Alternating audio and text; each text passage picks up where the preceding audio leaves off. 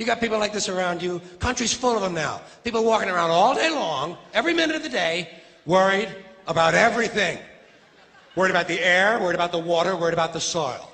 Worried about insecticides, pesticides, food additives, carcinogens. Worried about radon gas, worried about asbestos.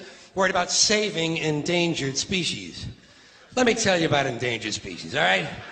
Saving endangered species is just one more arrogant attempt by humans to control nature. It's arrogant meddling. It's what got us in trouble in the first place. Doesn't anybody understand that? Interfering with nature.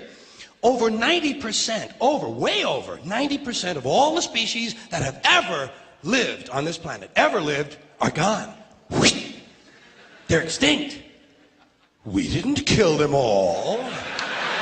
They just disappeared. That's what nature does. They disappear these days at the rate of 25 a day. And I mean regardless of our behavior. Irrespective of how we act on this planet, 25 species that were here today will be gone tomorrow. Let them go gracefully. Leave nature alone. Haven't we done enough? We're so self-important. So self-important. Everybody's going to save something now. Save the trees, save the bees, save the whales, save those snails. And the greatest arrogance of all, save the planet. What? Are these fucking people kidding me? Save the planet? We don't even know how to take care of ourselves yet. We haven't learned how to care for one another. We're gonna save the fucking planet? I'm getting tired of that shit. Tired of that shit. Tired. I'm tired of fucking Earth Day. I'm tired of these self-righteous environmentalists, these white bourgeois liberals who think the only thing wrong with this country is there aren't enough bicycle paths.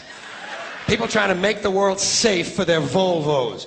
Besides, environmentalists don't give a shit about the planet. They don't care about the planet. Not in the abstract, they don't.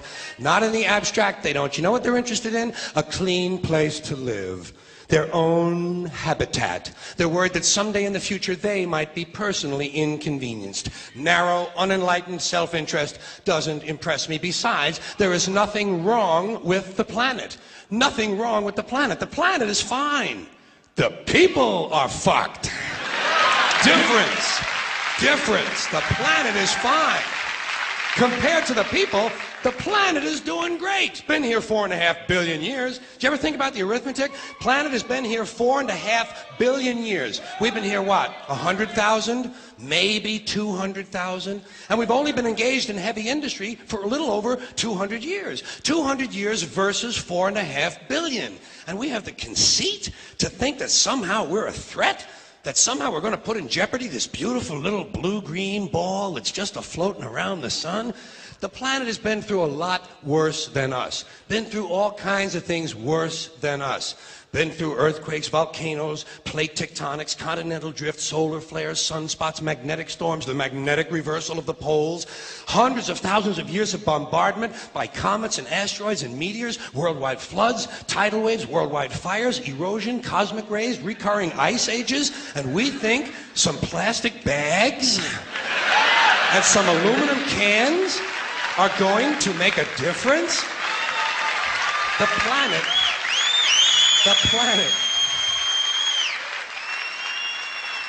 planet isn't going anywhere.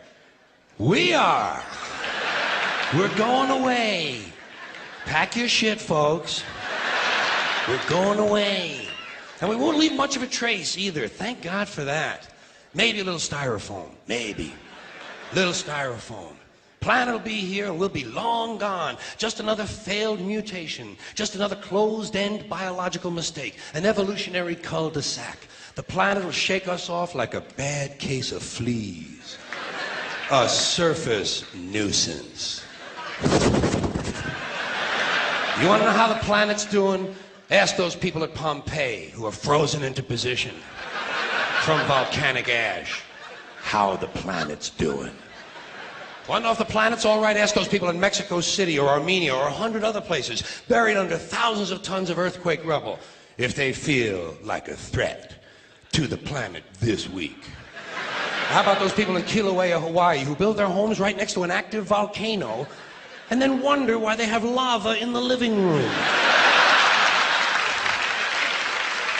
The planet will be here for a long, long, long time after we're gone, and it will heal itself, it will cleanse itself, because that's what it does. It's a self-correcting system. The air and the water will recover, the earth will be renewed, and if it's true that plastic is not degradable, well, the planet will simply incorporate plastic into a new paradigm, the earth plus plastic. The earth doesn't share our prejudice towards plastic.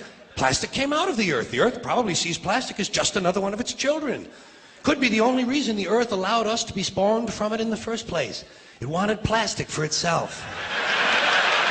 Didn't know how to make it. Needed us. Could be the answer to our age-old philosophical question, why are we here? Plastic. Assholes. So, the plastic is here, our job is done, we can be phased out now, and I think that's really started already, don't you? I mean, to be fair, the planet probably sees us as a mild threat, something to be dealt with, and I'm sure the planet will defend itself in the manner of a large organism, like a beehive or an ant colony can muster a defense. I'm sure the planet will think of something. What would you do if you were the planet trying to defend against this pesky, troublesome species? Let's see, what might... viruses. Viruses might be good. They seem vulnerable to viruses. And viruses are tricky, always mutating and forming new strains whenever a vaccine is developed. Perhaps this first virus could be one that compromises the immune system of these creatures. Perhaps a human immunodeficiency virus, making them vulnerable to all sorts of other diseases and infections that might come along. And maybe it could be spread sexually, making them a little reluctant to engage in the act of reproduction. Well, that's a poetic note. And it's a start. And I can dream, can't I? See, I don't worry about the little things. Bees, trees, whales, snails. I think we're part of a greater wisdom than we will ever understand. A higher order. Call it what you want. Know what I call it? The big electron. The big electron. Whoa. Whoa. Whoa. It doesn't punish. It doesn't reward. It doesn't judge at all. It just is. And so are we. For a little while. Thanks for being here with me for a little while tonight. Thank you. Thank you very much.